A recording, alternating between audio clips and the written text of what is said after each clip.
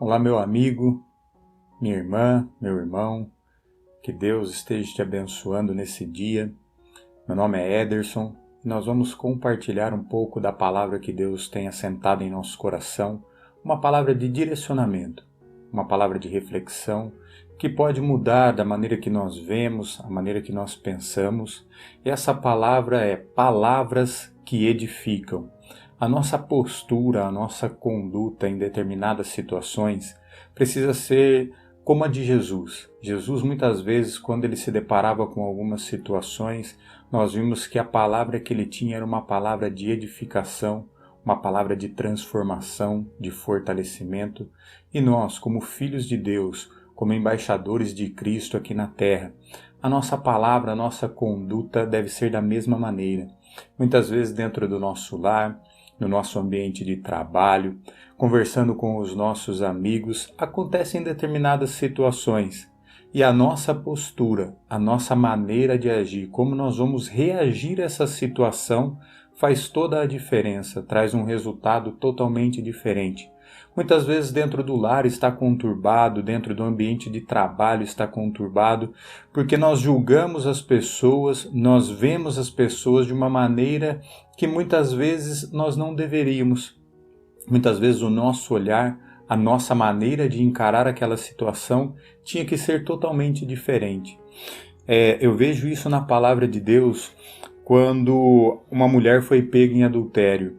E nós vemos aqui em João, no capítulo 8, que quando essa mulher ela é pega em adultério, as pessoas, os entendidos da lei, levaram essa mulher até Jesus, colocando ela numa situação de vergonha, de destaque no meio de todos. E eles fizeram isso para ver qual seria a posição de Jesus, como ele iria agir nessa situação. Porque se olhássemos somente pela lei, aquela mulher tinha que ser apedrejada. Então eles chegam até Jesus e mostram aquela mulher e falam: Senhor, essa mulher foi pega em ato de adultério e a lei de Moisés diz que ela deve ser apedrejada. Qual é a sua posição?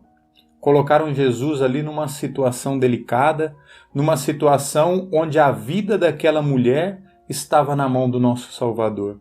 E o que ele fez? Ele devolveu uma pergunta para aquelas pessoas e deu a elas o direito de realmente exercer a lei. Ele falou assim: aquele que não tem pecado, que atire a primeira pedra. Aquele que não tem erro, pode atirar a primeira pedra.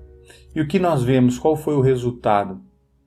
As pessoas começaram a fazer uma autoanálise, olhar para dentro de si e viram que elas também tinham erros, que elas também tinham falhas, tinham pecados, e ninguém ali se achou digno de apedrejar aquela mulher que tinha sido pego num ato de adultério. Ali a única pessoa que poderia apedrejá-la seria Jesus, porque Jesus estava puro, limpo, um homem corretíssimo, sem erro, sem mácula, sem pecado. Mas nem mesmo ele. Ele olhou a lei e olhou com os olhos do Salvador. E o que ele falou para aquela mulher? Vai e não peques mais.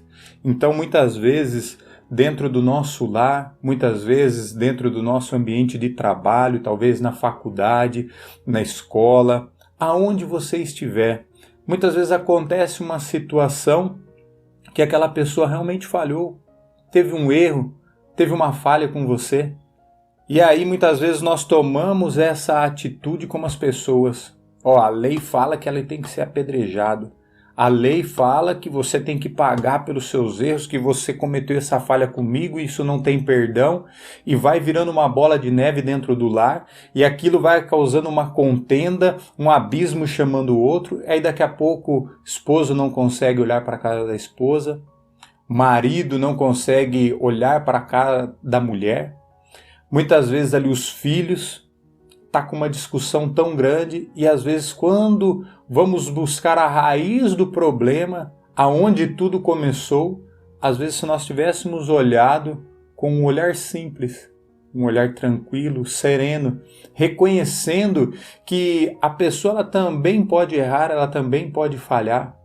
E se nós estendermos a nossa mão, perdoar, ajudar aquela pessoa nas fraquezas, aquilo lá vai ter um resultado totalmente diferente. Qual tem sido a sua palavra, a nossa palavra no momento de dificuldade? Tem sido uma palavra que edifica ou uma palavra que destrói? Quando nós falamos de edificação, nós podemos pegar do início de uma edificação, de uma construção. Como que funciona? Normalmente o terreno está todo arrasado, sem nada, e aí você começa a juntar materiais diferentes, fazer uma composição e começa uma edificação, começa um alicerce. E o alicerce ele tem que ser forte para a construção depois resistir ventos, chuvas, tempestades, mas tudo começa na construção inicial, na base, lá no alicerce. Então que a nossa palavra sejam palavras de edificação, palavras que edificam. Como isso funciona? Talvez às vezes seu filho errou com você, um amigo errou com você. Analise a situação. Peça orientação a Deus. Será que você deve mesmo trazer essa amargura, essa tristeza dentro do seu coração?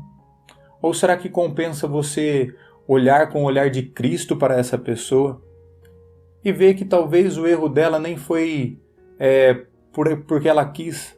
Talvez foi realmente uma falha, um descuido, algo que aconteceu e está distanciando você de um familiar seu já faz 40 anos, já faz 30 anos, que é uma pessoa que você tinha um carinho, tinha um afeto tão grande e por causa de um deslize, por causa de uma situação, você começou a falar palavras que não edificavam, começou a falar palavras que distanciavam aquela pessoa de você. E isso causou um transtorno dentro da sua família, dentro do seu círculo de amizade. Então, nós vemos nessa palavra que muitas vezes nós temos que refletir da maneira como nós agimos, como é o nosso impulso no nosso dia a dia. Sempre que acontecer uma situação com você, não seja pronto em já responder, pronto em falar, pronto em dar a resposta. Pense primeiro. Respire fundo. Mesmo que seja uma situação que te desagradou, você analisa primeiro, esfria a cabeça e depois você conversa com essa pessoa.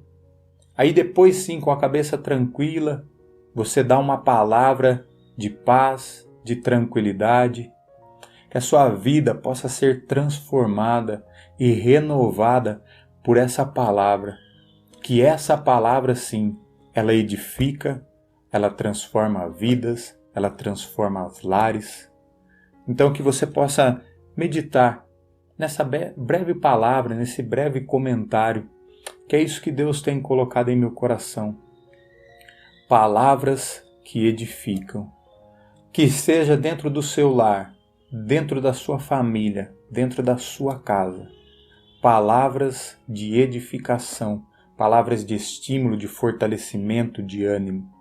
E que a paz que Jesus conquistou lá na cruz do Calvário esteja sobre a sua vida e sobre a sua família. Fique com Deus e fique na paz.